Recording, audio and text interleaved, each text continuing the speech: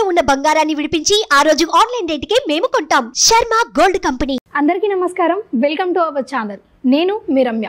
October మాసంలో 12 రాష్ట్రాల వారికి ఏం జరగబోతుంది అని మనకు తెలియజేయడానికి ఈరోజు మన ముందున్నారు ప్రముఖ జ్యోతిష పండితులు, అలాగే లలిత ఉపాసకులు బ్రహ్మశ్రీ నానాజీ పట్నాయక్ గారు. గురుగారిని అడిగి మరెన్నో విశేషాలు తెలుసుకుందాం. గురుగారు నమస్కారం. శ్రీమాత్రే నమః. గురుగారు, అక్టోబర్ మాసంలో మేషరాశి వారికి ఎలా ఉండబోతుంది?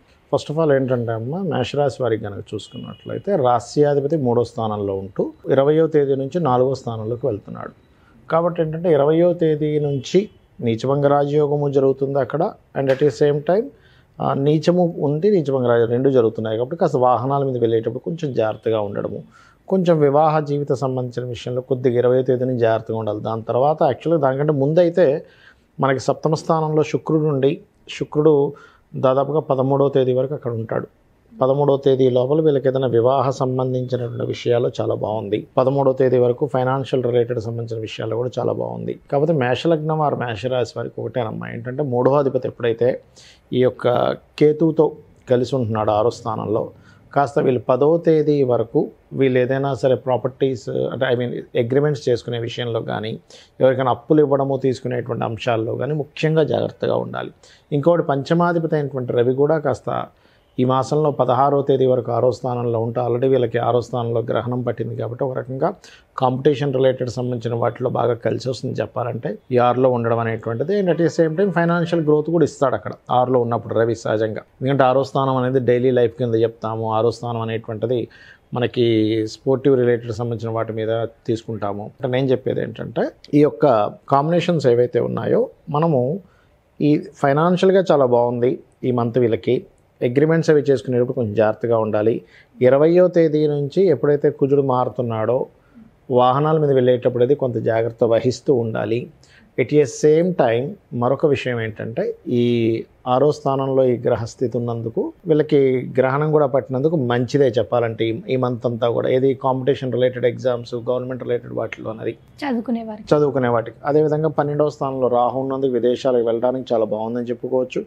మరియు కేవలం బిజినెస్సే కాకుండా ఉద్యోగం కూడా చేసేటువంటి ఏర్పాటు వీళ్ళకి, అంటే వీళ్ళకి ఆ రకమైనటువంటి పాజిటివ్ చేంజ్ అనేటువంటిది ఉందని చెప్పుకోవచ్చు. ఇవి ముఖ్యంగా చేసుకుంటూ వీళ్ళు ఈ మాసంలో ముఖ్యంగా గణపతి ఆరాధన మరియు సూర్య ఆరాధన చేసుకోవడం అనేటువంటిది మంచిది.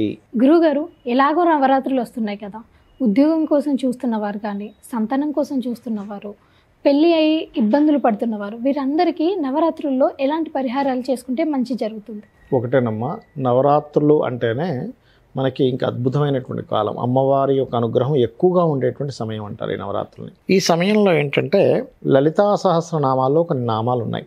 ఇప్పుడు ఉదాహరణకి అప్పుల బాధలు చాలా ఎక్కువ మందికి ఉంటాయి. మన బిల్వపత్రం మీద చక్కగా ఎర్రచందనం రాసి అమ్మవారి దగ్గర పెడుతూ ఓం అపర్ణాయై నమః అనే నామస్మరణ కనుక చేసినట్లయితే ఖచ్చితంగా ఆ ఇబ్బంది అనేది తగ్గుతుంది వాళ్ళకి. అప్పుల బాధలు అనేవి ఎన్నిసార్లు చేయాలి? రోజుకు 1 గంట సేపు చేయాలి. ఉదయం గంట, సాయంత్రం గంట. అలాగే ధన సంబంధించిన ఇబ్బందులు బాగా ఎక్కువగా ఉన్నాయనుకోండి, పాయసం తయారు చేసి అమ్మవారి దగ్గర పెట్టి ఓం సంపత్కరీ సమారూఢ సింధుర వ్రజ సేవితాయే నమః, లేనట్లయితే ఓం ధర్మాధ్యక్ష ధనాధ్యక్ష ధనధాన్య వివర్ధనీయే నమః, పాలతో అభిషేకం అయినా చేయొచ్చు, చక్కెరతో అభిషేకం చేస్తూ కూడా ఈ నామాన్ని పలకొచ్చు. అదేవిధంగా వివాహం అయింది కానండి మాకు చాలా ఇబ్బందులు ఉన్నాయి అని అనుకుంటే కనుక ఇక్కడ ఏంటంటే అంటే గొడవలు అవి ఉంటుంటాయి కదమ్మా. ఓం శివకామేశ్వరాంకస్త శివా స్వాధీన వల్లభాయే నమః అనే నామస్మరణ ఉదయం సాయంత్రం చేసినట్లయితే, ఎందుకంటే ఇది నవరాత్రులు కదా, ఈ సమయంలో చేసేటువంటి మంత్రానికి ఎక్కువ పట్టు ఉంటుంది. అలాగే మరొకటి ఏంటంటే ఉదాహరణకి ఉద్యోగం రావట్లేదు అనుకుంటే కనుక ఓం శ్రీమాత శ్రీ మహారాజ్ని శ్రీమత్ సింహాసనేశ్వరి నమః, లేనట్లయితే ఓం మాణిక్య మకుటాకార జానుద్వయ విరాజితాయే నమః చేసుకోవచ్చు. కొంతమందికి చూడండి మా పనులు మధ్యలో ఆగిపోతూ ఉంటాయి, కొంచెం వర్క్ అయ్యి ఆగిపోతూ ఉంటుంది. అలాంటప్పుడు ఏంటంటే వాళ్ళు పర్టికులర్గా చేయవలసినటువంటిది ఓం అష్టమీ చంద్ర విభ్రాజ అలికస్థల శోభితాయే నమః. ఇది కనుక చేసినట్లయితే ఖచ్చితంగా బాగుంటుంది. ఇలా ఏంటంటే ఒక్కొక్క దానికి ఒక్కొక్కటి. కొంతమందికి హెల్త్ ఇష్యూస్ ఉంటాయి.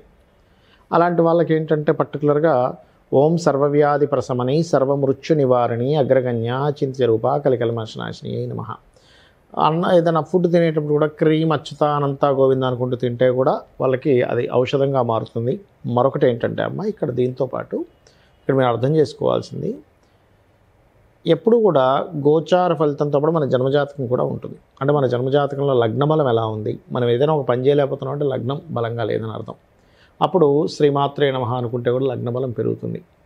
ఫైనాన్షియల్గా ధనస్థానం బాగోపోతే ఇందాక నేను చెప్పినట్టుగా సంపత్కరీ సమారూఢ పనిచేస్తుంది. అదేవిధంగా ఎవరికైనా భయం ఉంటుంది కొంతమందికి, ఏ పని చేయాలన్నా సరే.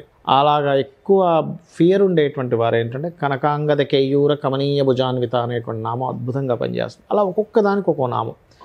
పలానా దానికి అమ్మవారి యొక్క రూపాల్లో పలానా రూపంగా ఉంటూ పలానా శక్తి కలిగి ఉందాన్ని అమ్మవారు అని చెప్పి మనం కనుక ఎప్పుడైతే కీర్తిస్తామో ఆ శక్తి మనకు వస్తుందమ్మా. కాబట్టి ఏంటంటే ఒకటే జాతకం ఎలా ఉంది, లేకపోతే నాకు వాస్తు బాలేదేమో, అమ్మో నేను ఇది చేయలేనేమో అది చేయలేమో అవన్నీ కాకుండా ఏంటంటే నేను అమ్మవారిని నమ్ముకున్నాను, అమ్మవారే నాకు మొత్తం దారి చూపిస్తుంది అనేటువంటి భావనతో ఎవరైతే మంత్రాన్ని చేస్తారో, అంటే అమ్మవారిని స్మరించడం, మంత్రం అంటే ఇక్కడ ఏం లేదు, అమ్మవారిని మనస్ఫూర్తిగా స్మరించడం. ఇక్కడ మీకు రూపాయి ఖర్చు అవ్వద్దు దీనివల్ల, అంతే కదమ్మా. మీరేమీ అక్కడికి వెళ్ళి ఇంకో 1000 లక్షలు పెట్టి పూజలు చేయించుకోవాల్సిన అవసరం లేదు. అంటే చేయడం తప్పని నేను చెప్పట్లే, హోమాలు యజ్ఞాలు ధనం ఉన్నవాళ్ళు చేయండి, ఎందుకంటే లోక కళ్యాణం కోసం చేయాలి. ఎందుకంటే మనకి దేవతలు స్వీకరిస్తారు, దాని ద్వారా విశ్వం బాగుంటుంది. కాకపోతే ఏంటంటే ఇప్పుడు ధనం లేదు, ముందే ఉద్యోగం లేదు, ఈయన అన్నన్ని వేలు పెట్టి ఎక్కడ చేయించుకుంటాడు. కాబట్టి చక్కగా నవరాత్రుల్లో ఈ మంత్రం చేసుకోవడం ద్వారా వాళ్ళకి ఉపశమనం అనేటువంటిది ఖచ్చితంగా లభిస్తుంది. అయితే ఇక్కడ ఏంటంటే లేడీసు ఖచ్చితంగా రోజు తలస్నానం చేయాల్సిన అవసరం లేదు. మొదటి రోజు చేసి తర్వాత శిరస్నానం చేయొచ్చు. జెంట్స్ మాత్రం నిత్యము తలస్నానం చేయమని చెప్పారు. వస్త్రం ఖచ్చితంగా ఉండాలి స్నానం చేసేటప్పుడు. ఎందుకంటే మనం ఏమనుకుంటామంటే పూజ చేస్తున్నాం, మంత్రం చేస్తున్నాం, ఫలితం రావట్లేదు అంటే వస్త్రం లేకుండా చేస్తారు, దానివల్ల ఫలితం రాదు. ఇలాగ అనేకమైనటువంటి తప్పులు జరుగుతుంది. ఆ తప్పులు ఏమీ జరగకుండా ఇలా చేసినట్లయితే అన్ని విధాలా బాగుంటుంది. గురుగారు, ఎంతో చక్కటి విలువైన సమాచారాన్ని మా ప్రేక్షకులకు అందజేశారు. మీకు ధన్యవాదాలు. శ్రీమాత్రే నమః.